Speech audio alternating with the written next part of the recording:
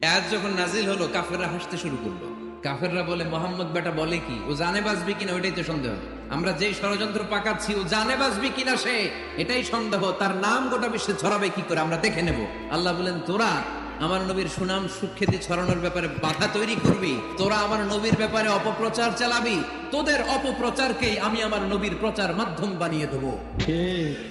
আবু জাহেল ঘোষণা দিল, খবরদার, হজের মৌসুম, হাজী সাহেবরা গোটা বিশ্ব থেকে আসবে, আমার দলের কর্মীরা তোরা যেটা করবি সেটা হচ্ছে হাজীদের কাছে যে বলবি মক্কায় নতুন এক পাগল আসছে, নতুন এক জাদুকর আসছে, নাম মোহাম্মদ।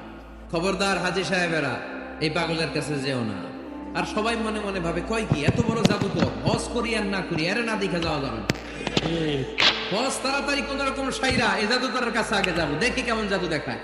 সবাই লাইন ধরে দেখা করতে গেছে। দেখা করতে যে বিষ্ণুনবীর চেহারা দেখে প্রথম নজরে সব পাগল।